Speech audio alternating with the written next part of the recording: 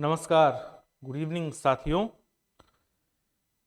क्या हाल चाल है आप लोगों के? कैसे हैं आप लोग? आशा है कि बढ़िया ही होंगे। पढ़ाई लिखाई भी अच्छी चल रही होगी।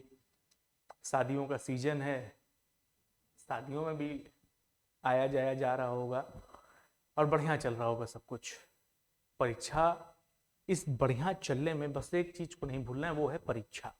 ठीक है, तो परीक्षा के लिए तैयारी करती रहना है और लगातार तैयारी करते रहना है बिना किसी ब्रेक के, जब तक कि परीक्षा हो नहीं जाती। ठीक, तमाम सारे ऐसे लोग, अपने भाई बंधु जो इंतजार कर रहे हैं कि अभी डेट जब आयोग के द्वारा ऑफिशियली निर्धारित की जाए कि भैया फला डेट में परीक्षा है, तब थोड़ा जोर लगाएंगे। नहीं, तब जोर नहीं लगाना है, अभी से जोर लगाना है। ठीक है, तो परीक्षा की तैयारी शुरू कर दो। मैं डीसी मिश्रा, आपका दोस्त, आपका शिक्षक, स्वागत करता हूं आप सब लोगों का। हाजिर है रीजनिंग एक्सप्रेस यूट्यूब चैनल पर रीजनिंग की कक्षा लेकर के यूपी पीएससी आरओ की परीक्षा के लिए 15 महत्वपूर्ण क्वेश्चन जो आपकी परीक्षा में पूछे जा सकते हैं। ठीक है, तो आइए शुरू करते हैं आज के इस सत्र का सिलसिला पहले क्वेश्चन के साथ में।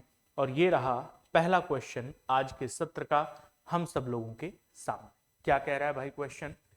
जानकारी को ध्यान से पढ़िए और दिए गए प्रश्न के उत्तर दीजिए। पढ़ते हैं प्रश्न को ध्यान से। तो लिखा है ए स्टार जेड, ए जेड का पति है, ब्लड रिलेशन का क्वेश्चन है। ए प्लस जेड का अर्थ है ए जेड की बहन है। ए ग्रेटर देन जेड का अर्थ है ए जेड का पुत्र है। और ए लेस देन जेड का अर्थ है कि ए जेड की पुत्री है। अभिव्यक्ति a is less than p, यानी ये जो इक्वेशन करके दिया गया है, इस इक्वेशन के लिए कह रहा है कि यदि ये इक्वेशन निश्चित रूप से सत्य है तो निम्नलिखित में से, यानी ये जो चार ऑप्शंस हैं, इनमें से कौन सा संबंध सत्य नहीं होगा? सत्य नहीं होगा वो संबंध हमसे जानना चाहता है। यानी गिवन ऑप्शन, जब हम इस पर्टिकुलर इक्वेशन का फैमिली ट्री बनाएंगे तो फैमिली ट्री बनाने के बाद गिवन ऑप्शंस में से 3 रिलेशन ऐसे हैं जो एग्जैक्ट हैं, सही हैं, सत्य हैं, लेकिन एक जो ऑप्शन है, जो एक रिलेशन है, वो सही नहीं है। उसी के बारे में हमको पता करना। तो आओ फैमिली ट्री बनाते हैं और फैमिली ट्री बना करके प्रश्न का उत्तर पता करते हैं। फैमिली ट्री अगर बनाएंगे तो ए लेस देन पी, क्या बनेगा फैमिली ट्री? लेस देन का अर्थ है पुत्री, यानी ए पुत्री है पी की, तो ए को बेटी बना दिया। किसकी बेटी? पी की बेटी बना दिया। स्टार का अर्थ है पति, यानी पी टी का पति है, तो पी पति हो गया टी का। फिर प्लस का अर्थ क्या दिया हुआ है? बहन, यानी टी एफ की बहन है, तो टी बहन हो गई किसकी? एफ की बहन हो गई। और फिर ग्रेटर का अर्थ क्या दिया हुआ है? ग्रेटर का अर्थ है पुत्र, यानी एफ एल का पुत्र है, तो एफ किसका पुत्र हो गया? एल का पुत्र हो गया। और स्टार का अर्थ अगेन पति है, यानी एल एम का पति है, तो एल पति हो जाएगा। किसका पति हो जाएगा? एम का पति हो जाएगा। ये फिगर बनेगा, ये फैमिली ट्री बनेगी। क्या? ए पी की बेटी है, पी टी का पति है, टी एफ की बहन है, एफ एल का बेटा है और एल एम का पति है। अब गिवन ऑप्शंस में से कौन कौन से ऑप्शन है? पहला है ए टी की पुत्री है, ये सही है कि नहीं ये पता करना है। तो ए किसकी? टी की पुत्री है, तो भैया ए किसकी बेटी है? पी की, और पी ने विवाह किससे किया है? टी से, और टी का जेंडर क्या है? मेल, तो ए टी की पुत्री हो गई। ये पहला वाला सही है, ये गलत नहीं है। फिर कहता है एफ एम का पुत्र है, ये जो एफ है किसका पुत्र है? एफ का, तो एफ किसका पुत्र है? एल का। एल किसका पति है? एम का, तो एम एफ की मां हुई कि नहीं हुई? तो एफ एम का पुत्र है, ये भी सही होगा। पी एल का दामाद है, ठीक है, पी क्या है? एल का दामाद है, पी एल का दामाद है। इसमें तो सारे ही संबंध सही नजर आ रहे हैं? कौन सा सत्य नहीं होगा? अगर हम चलते हैं तो भैया पी पति है टी का और टी एल की बेटी है, तो पी एल का दामाद हो गया, ये भी सही है। और ए एफ की नीस है, तो ए कौन है? पी की बेटी। पी किसका पति है? टी का, तो ए टी की भी बेटी है, और टी क्या है? एफ की बहन है, तो ए एफ की नीस हो जाएगी। नीस यानी भांजी या भतीजी, दोनों में से कुछ भी होता है। ठीक, इसके ऑप्शन में गड़बड़ी है, इसको नीस की जगह नेफ्यू लिखना चाहिए था, तब ये ज्यादा बेटर होता। ठीक है, तो इसको ऑप्शन की गड़बड़ी को करते हैं सही। ए एफ की क्या है? नेफ्यू कर दें। नेफ्यू माने भांजा या भतीजा, तो अब सही हो जाएगा। कि ए का जेंडर जो है वो मेल है क्योंकि ए जेड की पुत्री है, और कहा है कि ए एफ का नेफ्यू है। तो अब इसको क्या कर देंगे सही कि ऑप्शन नंबर डी इस हिसाब से सही हो जाएगा। जो गिवन ऑप्शंस हैं उनके अनुसार अगर चलेंगे तो फिर चार के चारों ऑप्शन सही हैं कि ए टी की पुत्री है, एफ एम का पुत्र है, पी एल का दामाद है और ए एफ की नीस है। तो नेफ्यू करने के बाद ही इसको सही कर सकते हैं, ऑप्शन करेक्ट कर लेंगे। ठीक, आ जाओ भाई अगला क्वेश्चन। सही विकल्प चुने, किसमें चुनना है? सिलोगिज्म का क्वेश्चन। किसका क्वेश्चन है? सिलोगिज्म का। कहता है कुछ घंटे मिनट हैं, सभी घड़ियां मिनट हैं, कोई भी मिनट सेकंड नहीं है। ये तीन स्टेटमेंट दिए गए हैं और उन तीन स्टेटमेंट के लिए तीन निष्कर्ष हमारे पास हैं। तो सबसे पहले क्या करें, इसका वेन डायग्राम बनाएं। ठीक, तो कुछ घंटे क्या हैं? मिनट हैं, और सभी घड़ियां क्या हैं? मिनट हैं। तो जितनी भी घड़ियां हैं, जितनी भी घड़ियां हैं वे सारी की सारी क्या हैं? मिनट हैं। और कुछ घंटे भी क्या हैं? मिनट हैं। कुछ घंटे भी मिनट हैं और जितनी की जितनी घड़ियां हैं वो भी सारी की सारी मिनट हैं। कहता है कोई भी मिनट सेकंड नहीं है, तो कोई भी मिनट सेकंड नहीं है, मिनट का सेकंड के साथ नो का संबंध है। ये फिगर बनेगा हमारा, है कि नहीं? तो कुछ घंटे मिनट हैं, सभी घड़ियां मिनट है और कोई भी मिनट सेकंड नहीं। पहला निष्कर्ष उसने हमसे क्या पूछा है? कहता है कुछ घंटे घड़ियां हैं। कुछ घंटे क्या हैं? घड़ियां। तो अगर हम घंटे का घड़ियों के साथ संबंध देखेंगे तो ये घंटे वाला सर्कल है, ये घड़ियों वाला सर्कल है। क्या घंटे और घड़ियों का आपस में कोई संबंध नजर आ रहा है? क्या नहीं नजर आ रहा। ठीक, घंटे और घड़ियों का आपस में कोई संबंध नहीं है। अगर संबंध नहीं तो डायरेक्टली उनके बीच कोई संबंध नहीं निकाला जा सकता। तो कुछ घंटे घड़ियां हैं, कैसा कंक्लूजन हो जाएगा? एक डाउटफुल कंक्लूजन हो जाएगा। ठीक है, फिर कहता है सभी सेकंड के घड़ियां होने की संभावना है। सभी सेकंड के घड़ियां होने की संभावना है। ठीक है, अब यहां पर सेकंड और घड़ी के बीच का संबंध निकालना है। जरा ध्यान से देखना, सेकंड का घड़ियों के साथ संबंध क्या है? ठीक, अगर हम निकालेंगे तो सेकंड का मिनट के साथ क्या संबंध है? नो का। कोई भी मिनट सेकंड नहीं है। ठीक, तो सेकंड का मिनट के साथ नो का संबंध है और मिनट के अंदर कौन है? घड़ियां। मिनट के अंदर घड़ियां हैं। अगर मिनट के अंदर घड़ियां हैं तो कॉन्सेप्ट ये कहता है कि यदि बाहर वाले सर्कल के साथ किसी का नो का रिलेशन है तो उसके अंदर जितने सर्कल होंगे उन सभी के साथ भी उसका नो का रिलेशन हो जाएगा। ठीक, यानी बाहर वाला सर्कल कौन है? मिनट। और मिनट का यदि सेकंड के साथ नो का रिलेशन है तो मिनट के अंदर कौन है? घड़ियां। तो घड़ी का भी सेकंड के साथ क्या रिलेशन होगा? नो का रिलेशन होगा। ठीक, तो घड़ी और सेकंड के बीच का रिलेशन कौन सा है? नो का। और वो कह रहा है कि सभी सेकंड के घड़ियां होने की संभावना है। ठीक है, सभी सेकंड के घड़ियां होने की संभावना है। तो अगर इस कंक्लूजन पर जाएंगे तो घड़ी और सेकंड के बीच का संबंध नो का है, यानी कोई भी घड़ी सेकंड नहीं है। अगर कोई घड़ी सेकंड नहीं है तो कोई सेकंड भी घड़ी नहीं होगा।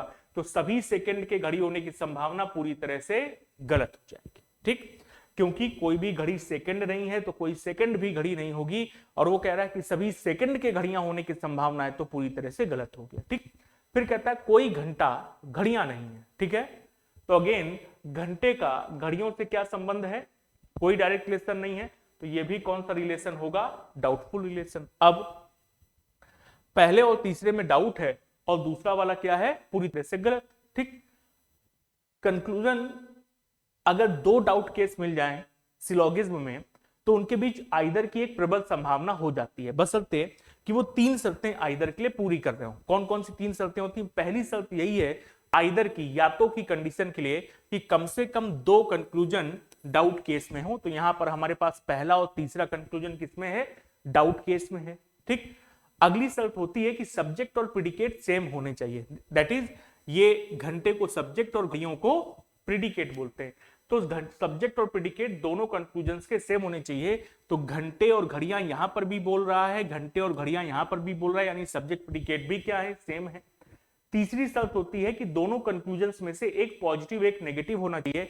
तो कुछ घंटे घड़ियां हैं, पॉजिटिव स्टेटमेंट है, कुछ घंटे घड़ियां नहीं है, पॉजिटिव नेगेटिव कंक्लूजन है, तो पॉजिटिव नेगेटिव वाली कंडीशन भी फुलफिल हो रही, यानी तीन की तीनों शर्तें पूरी हो रही किसमें, पहले और तीसरे कंक्लूजन में। तो इनके बीच कौन सा केस बन जाएगा, इनके बीच में आइदर का केस बन जाएगा। ठीक, यानी दूसरा वाला पूरी तरह से गलत, और या तो पहला या तीसरा कंक्लूजन सही है। क्या ऐसा कोई ऑप्शन दिया गया है? हाँ, ऑप्शन नंबर बी देखो दिया हुआ है, क्या कह रहा है कि या तो पहला और या तीसरा का अनुसरण करता है। तो यही ऑप्शन नंबर बी हमारे प्रश्न का उत्तर बन जाएगा। ठीक है साथियों, आ जाओ अगला क्वेश्चन। सही विकल्प का चयन करें।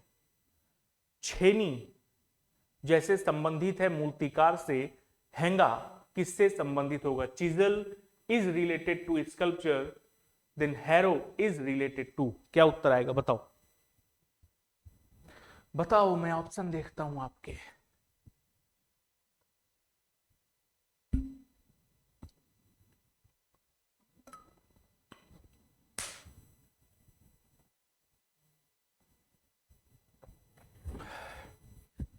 ठीक है, क्या उत्तर आएगा इसका? देखो, मूर्तिकार जो होता है, स्कल्पचर,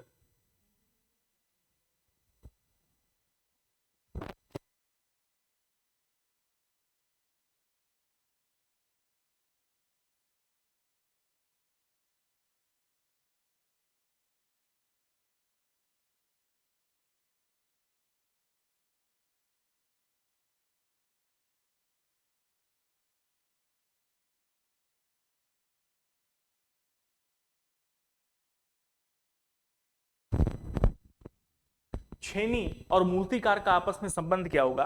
आपने मूर्तिकार को देखा होगा, मूर्तिकार क्या करता है, छेनी और हथौड़े से एक मूर्ति को, एक पत्थर को आकार देता है। पत्थर में छेनी रखता है, फिर हथौड़े से चोट करता है, और चोट करते करते वो क्या करता है, उस पत्थर को एक मूर्ति का आकार दे देता है। ठीक, तो छेनी और मूर्तिकार का संबंध क्या होगा? मूर्तिकार के काम करने का औजार क्या है? छेनी। मूर्तिकार के काम करने का औजार क्या हुआ? छेनी हुआ। उसी प्रकार से हैरो किस संबंध में प्रयोग किया जाता है? तो हैरो क्या है? हैरो भी निश्चित तौर पर एक क्या होगा? औजार होगा। लेकिन किसमें यूज किया जाता है?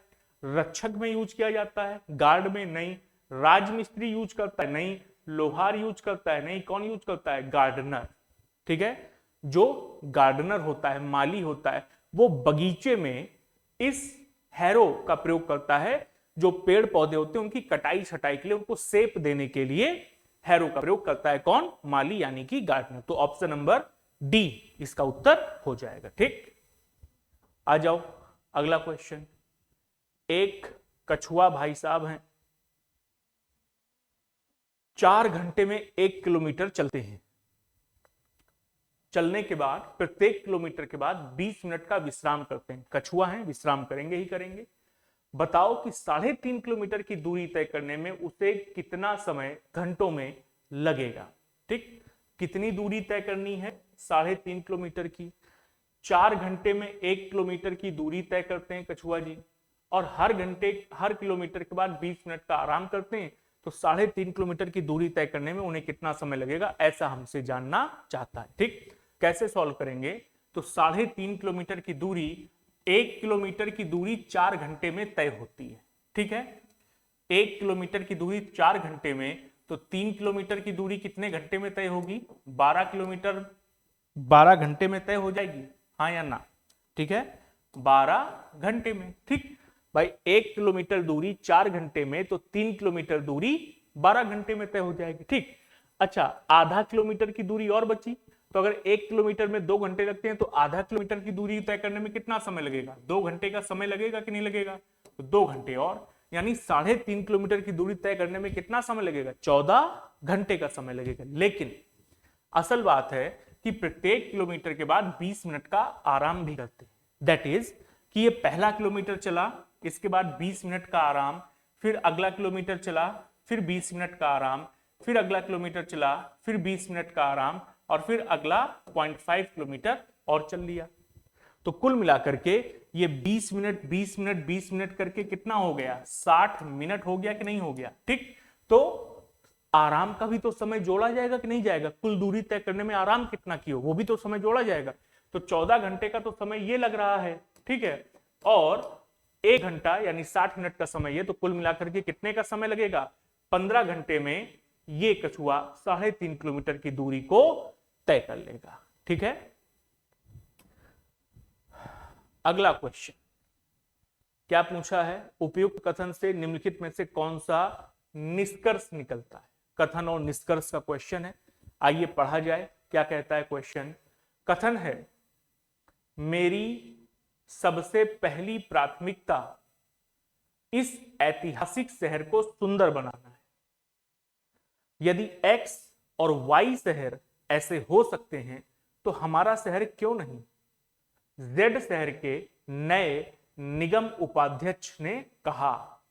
एक कोई शहर है Z, उस शहर Z में नए नए निगम उपाध्यक्ष जी ज्वाइन किए हैं आकर के, और ज्वाइन करने के बाद मीडिया के सामने जब कोई भी नया प्रशासनिक अधिकारी ज्वाइन करता है शहर में किसी पद पर, चाहे वो डीएम हो या फिर डेवलपमेंट अथॉरिटी के अध्यक्ष हो या किसी निगम के अध्यक्ष हो, तो मीडिया जो समाचार पत्र होते हैं वो उनके पास पहुंचते हैं कि आपका क्या प्लान है इस शहर को लेकर के, आप इस शहर को किस तरह से देखते हैं, क्या क्या डेवलपमेंट योजनाएं हैं आपकी, कैसे विकास करेंगे इस शहर का।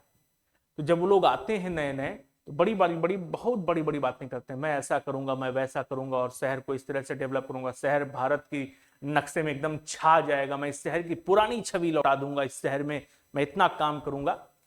10-12 दिन 15 दिन बड़ा एक्टिव रहते हैं। माफ करना, ये प्रशासनिक अधिकारियों की मैं बात कर रहा हूं, बता रहा हूं, बुरा लगने वाली बात नहीं है, ठीक है, पर ऐसा वास्तव में होता है और पिछले कई वर्षों से मैं ऐसा देख रहा हूं। ठीक, वो जज्बा 10-12 दिन के बाद खत्म हो जाता है, अरे ठीक है, होगा, चलेगा, देखा जाएगा, ये वाली स्थिति होती। ठीक, तो वही है कि अब निगम उपाध्यक्ष जी के पद पर ज्वाइन किए हैं, शहर जेड में आए हैं, तो शहर जेड के बारे में उन्होंने कहा है कि मेरी सबसे पहली प्राथमिकता इस ऐतिहासिक शहर को सुंदर बनाना है। यदि एक्स और वाई शहर ऐसे हो सकते हैं तो हमारा शहर क्यों नहीं हो सकता? उपयुक्त कथन से कौन सा निष्कर्ष निकलता है? पहला निष्कर्ष, उपाध्यक्ष सस्ती लोकप्रियता पाना चाहते हैं। इस तरह की बयानबाजी करके उपाध्यक्ष जी सस्ती लोकप्रियता पाना चाहते हैं कि उपाध्यक्ष जी, और आते ही उन्होंने ऐसा बयान दे दिया, ये एक निष्कर्ष है। जेड शहर के लोगों को शहर की गंदगी के बारे में पता नहीं है, इसके बारे में भी नहीं बता सकते। उपाध्यक्ष ने एक्स और 4 शहर का सुंदरीकरण कर रखा है, यानी कह रहा है कि जो उपाध्यक्ष जी आए उन्होंने एक्स शहर का और 4 और शहरों का सुंदरीकरण कर रखा है, तो उसे शहर को सुंदर बनाने का अभ्यास नहीं, इसके बारे में भी कोई जानकारी नहीं है। एक शहर को सुंदर बनाना असंभव कार्य नहीं है। ये 4 निष्कर्ष, इन चारों में से सबसे सटीक निष्कर्ष कौन सा आएगा? जब आप इस स्टेटमेंट को पढ़ते हैं तो कह रहा है स्टेटमेंट में कि यदि एक्स और वाई शहर ऐसे हो सकते हैं, कैसे सुंदर हो सकते हैं, तो हमारा शहर क्यों नहीं? यानी किसी शहर को सुंदर बनाना असंभव कार्य नहीं है, बशर्ते उस पर पूरी मेहनत और ईमानदारी से लगा जाए तो शहर को सुंदर बनाया जा सकता है। ठीक, तो ऑप्शन नंबर डी, एक शहर को सुंदर बनाना असंभव कार्य नहीं है, ये कैसा निष्कर्ष हो जाएगा? सही, और बाकी सारे निष्कर्ष गलत निष्कर्ष हो जाएंगे। क्लियर हो गई बात? आगे समझ में आ जाओ, फिर अगले क्वेश्चन की ओर चलते हैं। प्रश्न चिन्ह के स्थान पर क्या आना चाहिए? नंबर सीरीज का क्वेश्चन है। 489, 510, 516 से लेकर के 555 तक गए हैं, तो मल्टीप्लीकेशन तो होगा नहीं, प्लस माइनस चलेगा, क्या चलेगा आओ जरा देखा जाए प्लस माइनस में। 489 से 510 कितने का अंतर है? प्लस का 21, यही तो अंतर है कि नहीं है, है ना? तो 510 तक 21 का ये अंतर आ गया। 510 से 516 में जाते हैं तो 6 का अंतर है। 16 से यदि 28 पर जाते हैं तो 12 का अंतर है।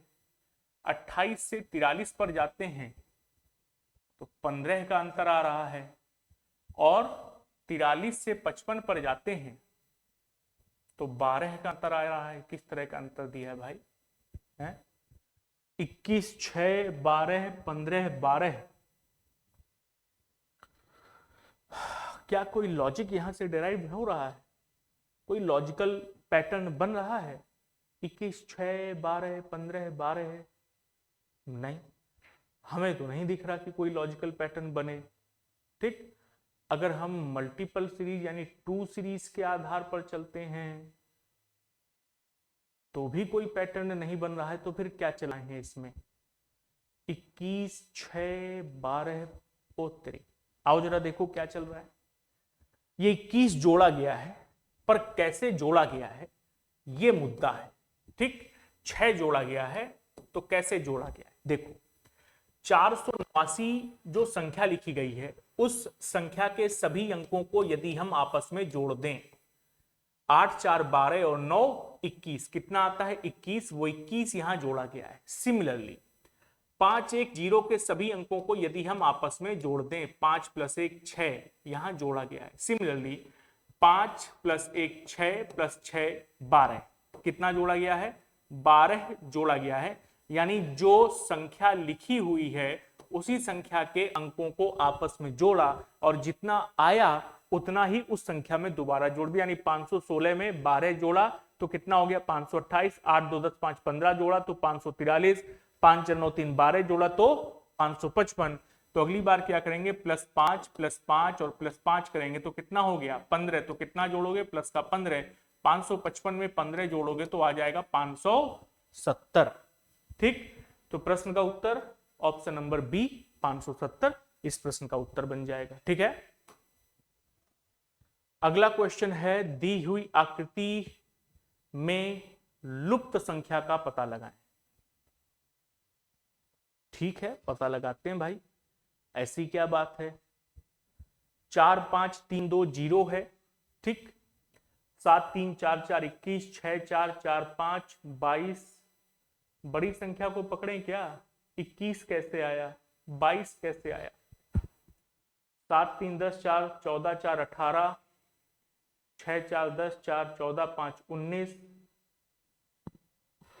है भाई। 7, 3, 10, 4 14, 4 18, अंत में प्लस का 3 जोड़ दो तो 21 हो रहा है। तो 6, 4 10, 4 14, 5 18, 14, 5 19, 3 जोड़ दो तो 22 हो रहा है। तो 9, 6 15, 5 20 और 5 25 में तो 27 28 नहीं हो रहा है, कुछ और लॉजिक लग रहा है। जीरो कैसे आया? जीरो पकड़ते हैं। ठीक है, 5 4 9, 3 दूनी 6, 4 3 12, 5 दूनी 10, 4 दूनी 8, 5 3 8। देखो इसको और इसको आपस में मल्टीप्लाई करते हैं। ठीक, कितना हो जाएगा? 4 दूनी 8 और इसको इसको आपस में जोड़ते हैं, 5 + 3 8 और आपस में अगर हम माइनस कर दें तो कितना आता है? 0 आता है। ठीक, सिमिलरली अगर हम 7 और 4 को मल्टीप्लाई करें तो कितना आता है? 7 चौको 28, माइनस करें किसको? 4 + 3 7 से, तो 4 + 3 7 से माइनस करो तो 28 - 7 21। ये लॉजिक बन रहा है, बिल्कुल बन रहा है, तो 21 आ गया। सिमिलरली 6 पंचे 30 और 4 + 4 8, 30 में से 8 गया तो 22 आ गया। तो 9 पना कितना होता है? 45 होता है और 6 5 कितना होता है? 11। ठीक, तो 45 में से यदि हम 11 को माइनस करें तो आएगा 34। यहां पर 34 आना चाहिए, ऑप्शन नंबर सी ये इस प्रश्न का उत्तर बनेगा। ठीक है, नेक्स्ट क्वेश्चन, दो क्वेश्चन। अगला क्वेश्चन भी हमारे पास में मिसिंग टर्म से ही पूछा गया है। ठीक, पूछ रहा है प्रश्न चिन्ह के स्थान पर क्या आना चाहिए? प्रश्न चिन्ह लगाए यहां पर बीच में। ठीक, तो यहां पर भी ये पता करें कि ये 9 कैसे आया है। अगर ये पता करें कि ये 9 कैसे आया है तो क्वेश्चन बन जाएगा। बाहर के ट्रायंगल्स में, ट्रायंगल के बाहर जो संख्याएं दी गई वो दी गई 7 8 9 और अंदर दी गई हैं 10 11 12। यहां पर बाहर दिया गया 12 13 14, अंदर दिया गया है 15 16 17। तो फिर अच्छा, इस प्रश्न का उत्तर बहुत सारे लोग 14 देंगे, ऑप्शन में भी दिया हुआ है 14 करके। कहेंगे कि 7 8 9 ये है, फिर 9 से अंदर करके 9 10 11 12 तो 9 हो गया। तो कहेंगे कि 12 13 14 ये है, तो अंदर 14 से 14 15 16 17 14 देंगे आंसर।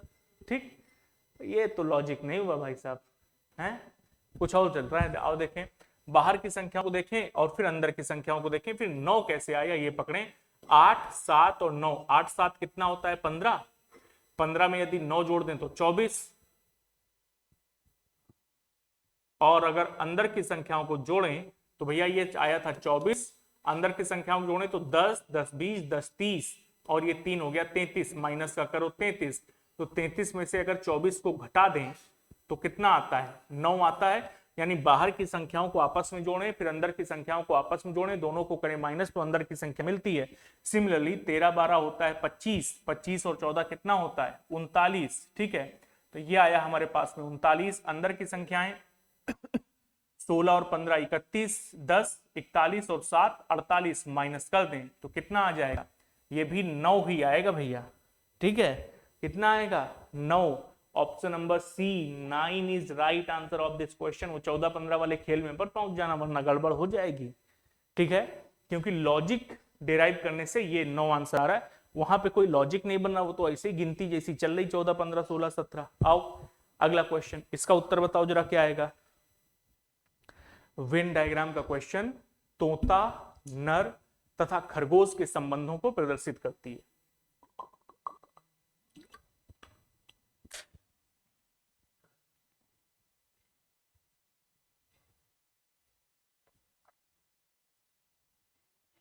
क्या उत्तर आएगा, तोता, नर, खरगोश, तोता, नर, खरगोश, क्या उत्तर है।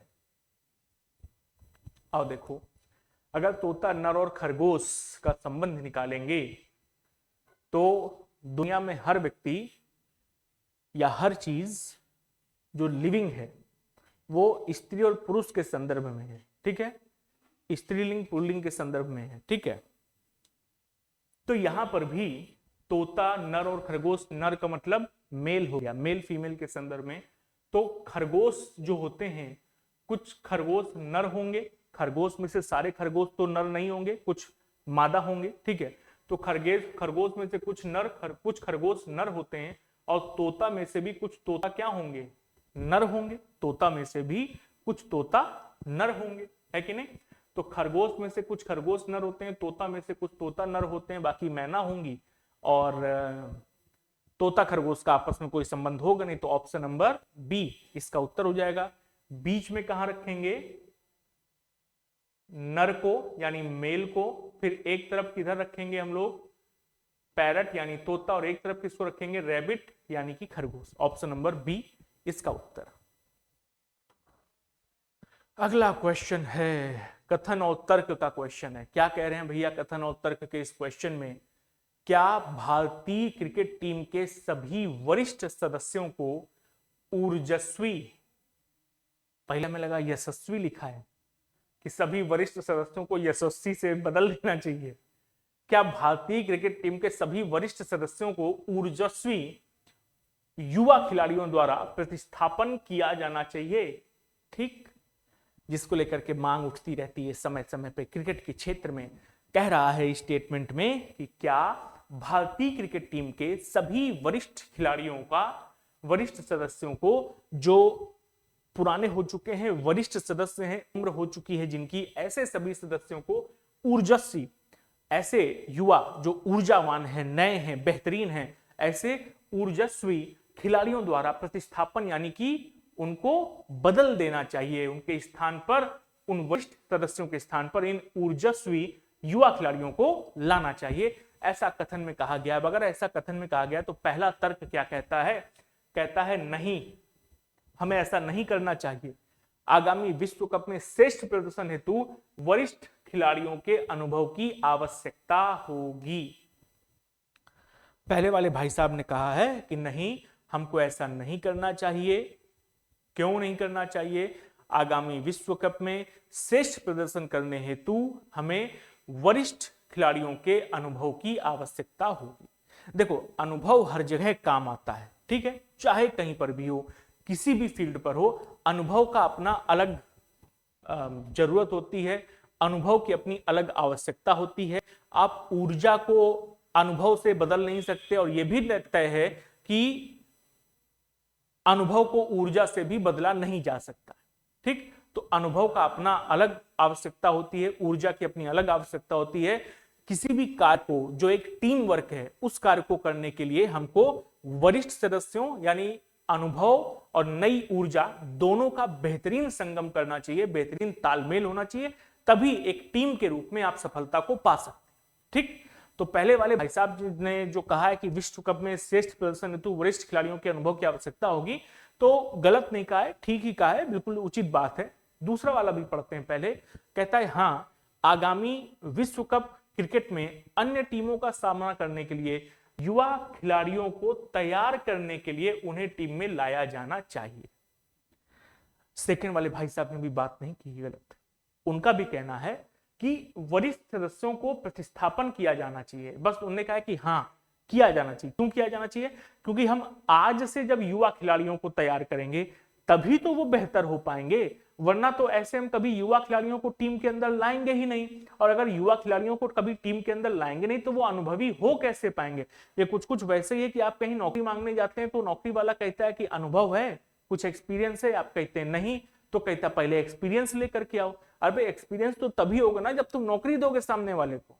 कहां बाजार से खरीद के एक्सपीरियंस ले आए आखिरकार?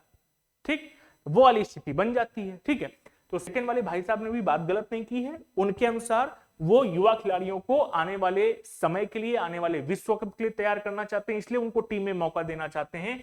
तो सेकंड वाले भाई साहब की बात भी वाजिब है। ठीक, और पहले वाले भाई साहब की बात को भी गलत नहीं ठहराया जा सकता कि हमको वरिष्ठ खिलाड़ियों के अनुभव की आवश्यकता होती है।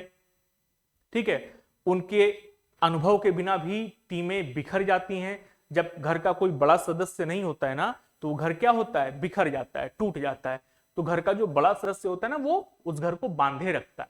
ठीक, डांटेगा भी, प्यार भी करेगा, दुलार भी करेगा। ऐसे ही किसी भी संस्था में वरिष्ठ और अनुभवी लोग होते हैं। ठीक, जो युवा खिलाड़ियों को डांटते भी हैं, प्यार भी करते हैं, दुलारते भी हैं, उनको काम करना भी सिखाते हैं, वरना युवा व्यक्ति कभी काम करना सीख ही नहीं पाएगा, है कि नहीं? तो पहला भी सही है, दूसरा भी सही है, दोनों ही तर्क सही हैं। ठीक, लेकिन दोनों ही आपस में कंट्रास्ट हैं, एक नहीं कह रहा है, एक हाँ कह रहा है, पर आइदर का तो केस दिया नहीं, तो ऑप्शन नंबर डी ही लगा देंगे। ठीक है, ये ऑप्शंस सही कर लो, ए बी सी और ये डी है। ठीक है,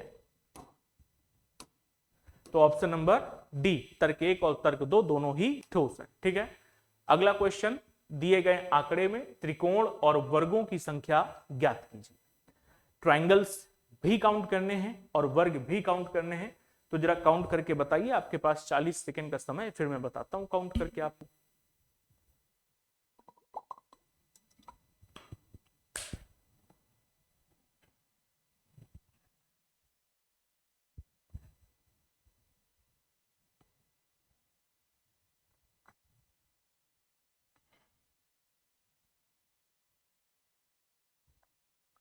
किया जाए काउंट? आओ जरा देखो, काउंट करते हैं। वर्ग यानी कि स्क्वायर, अगर हम स्क्वायर काउंट करने जाते हैं भैया, तो कितने स्क्वायर मिलेंगे हमको यहाँ पर? देखो, एक स्क्वायर तो सीधा सीधा ये है, एक ये, एक ये, एक ये और एक ये, तो 1 2 3 4 5। ठीक है, 5 के बाद एक ये वाला स्क्वायर मिल जाएगा 6, और एक ये बड़ा वाला स्क्वायर मिल जाएगा 7। तो वर्गों की संख्या कितनी निकल करके आ रही है? 7 आ रही है। ठीक, सीधे सीधे दिख रहा है। एक ये ऊपर वाला वर्ग 2 + 2 4, एक ये बड़ा वाला 5, बीच वाला एक 6, 6 + 1 7, 7 वर्ग होंगे। ठीक है, तो वर्ग काउंट कर लिए, इसको जरा डिलीट कर देते हैं ताकि ट्रायंगल्स काउंट करने में आसानी से दिखे। ठीक, वर्ग हो गए 7, ऑप्शन 2 है 7 वर्ग वाले। अब ट्रायंगल्स कितने आ रहे हैं ये जरा काउंट करते हैं। ठीक, तो आओ जरा देखा जाए ट्रायंगल्स की संख्या को। ट्रायंगल्स अगर हम काउंट करने बैठेंगे तो देखो यहां से कितने ट्रायंगल मिलेंगे? 3। कितने ट्रायंगल मिलेंगे? 3। ठीक, फिगर को आगे बढ़ाते हैं। ठीक है, इसको यहां तक खींच करके अगर लाएंगे तो यहां से कितने ट्रायंगल मिलेंगे हमको? 1 2 और एक ये बड़ा वाला और, यानी कि 3। ठीक, इस फिगर को और थोड़ा नीचे तक लाते हैं, यानी इसको यहां तक लेकर के अगर हम आ जाएं तो हमको कितने ट्रायंगल मिल जाएंगे? अब 1 2 और एक ये बड़ा वाला 3, यानी प्लस का 3 ट्रायंगल और हो गए। ठीक है, इसके अतिरिक्त जरा ध्यान से देखना, ये जो बीच वाली आकृति है ये बॉक्स ट्रायंगल की ओर इशारा कर रही कि नहीं कर रही? ये बीच वाली आकृति, ठीक है, ये बॉक्स ट्रायंगल की ओर इशारा कर रही कि नहीं? यहां से कितने ट्रायंगल मिलेंगे? 1 2 3 और 4, 4 दूनी कितना होता है 8, यानी इस वाले क्षेत्र से हमको 8 ट्रायंगल मिलेंगे कि नहीं मिलेंगे। ठीक है, तो 8 ट्रायंगल ये हो गए। इसके अलावा और कौन कौन से ट्रायंगल हैं जिनको हम काउंट कर सकते हैं, तो भैया देखो उसके अलावा हमको ये भी तो ट्रायंगल मिल रहा है, एक ये ट्रायंगल नंबर 1, एक ये ट्रायंगल नंबर 2, एक ये ट्रायंगल नंबर 3 और एक ये ट्रायंगल नंबर 4। तो 4 ट्रायंगल हमको यहां से और मिल रहे हैं। क्या इसके अलावा और कोई ट्रायंगल है जो बच रहा है जिसको काउंट किया जा सकता है? 21 ट्रायंगल तक हम लोग पहुंच चुके हैं। ठीक है, अगर 21 के बाद एक ऑप्शन और देखें तो 22 का एक ऑप्शन और है, तो क्या ऐसा कोई ट्रायंगल हमको मिल सकता है? नहीं, और कोई ट्रायंगल नहीं है। तो कितने ट्रायंगल निकल करके आ रहे हैं? 21 ट्रायंगल निकल करके आ रहे हैं। ठीक है, और अगर 21 ट्रायंगल निकल करके आ रहे हैं तो इस प्रश्न का उत्तर क्या कर देंगे कि इस पर्टिकुलर फिगर में 21 ट्रायंगल और 7 वर्ग दिए हुए हैं, यही हमारे प्रश्न का उत्तर हो जाएगा। ठीक, आ जाओ अगला क्वेश्चन क्या कहता है। ये रहा अगला क्वेश्चन, प्रश्न चिन्ह के स्थान पर क्या आना चाहिए। ये क्वेश्चन हमको दिया गया है और क्वेश्चन कैसा है? एनालॉगी। बना लो, बना लो, नहीं ऊपर नहीं, यहीं से बना लो, इस इधर बना लो, इधर जगह है, इधर बना लो। ठीक, अब बाद में बनाना। ओके, जाओ। प्रश्न चिन्ह के स्थान पर क्या आना चाहिए? नॉन वर्बल एनालॉगी का क्वेश्चन। ठीक है, आकृति ए जैसे संबंधित है आकृति बी से, वैसे ही सी वाली आकृति से कौन सी आकृति संबंधित होगी। लॉजिक पता करते हैं कि पैटर्न क्या चला, बस क्वेश्चन का आंसर मिल जाएगा। ठीक है, अगर हम आकृति नंबर ए और बी का आपस में संबंध देखें कि क्या है, तो देखो ये जो आकृति नंबर ए है, ठीक है, ये आकृति नंबर ए को अगर हम यहां से यहां यानी कि 45 डिग्री क्लॉकवाइज में रोटेट कर दें, कितना रोटेट कर दें? 45 डिग्री क्लॉकवाइज में रोटेट कर दें। तो अगर हम इस आकृति को 45 डिग्री क्लॉकवाइज में रोटेट करेंगे तो यह आकृति मिलेगी कि नहीं मिलेगी। ठीक, अब एक और अंतर है, देखो जब इसको हम 45 डिग्री रोटेट करेंगे यहां पर ऐसे, तो ये वाला जो डॉट है ये ऊपर की ओर, ये वाला डॉट नीचे की ओर ही रहेगा। लेकिन जब आप ए से बी में जा रहे हो तो देखो डॉट्स की पोजीशन चेंज हो गई भैया। ठीक है, ये वाला जो डॉट है ये ऊपर की बजाय नीचे आ गया है, ये नीचे वाला डॉट ऊपर की बजाय नीचे की बजाय ऊपर चला गया। ठीक, तो नॉन वर्बल रीजनिंग में फिगर को देखना पड़ता है, जो बड़ा वाला फिगर होता है, लेकिन उसके अंदर मौजूद हर एक छोटे फिगर को आपको देखना पड़ता है।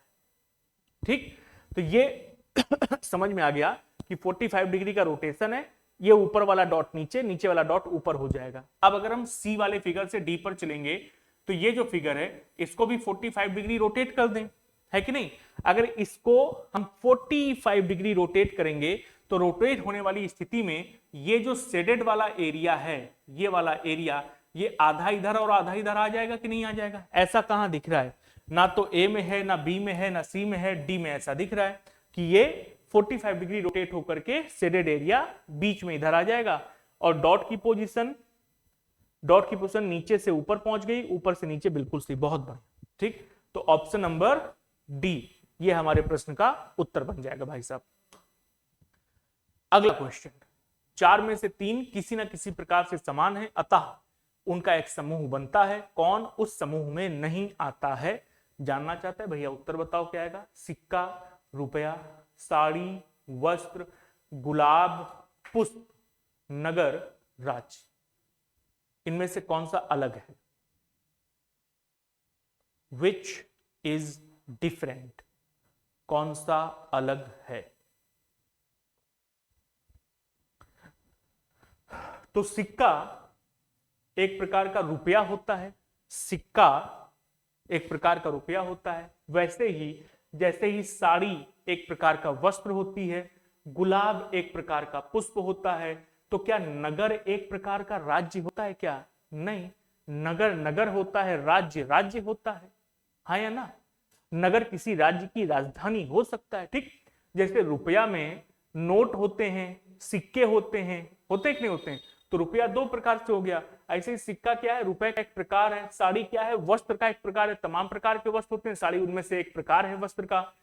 फूल कई प्रकार के होते हैं, गुलाब उनमें से एक प्रकार का फूल है। ठीक।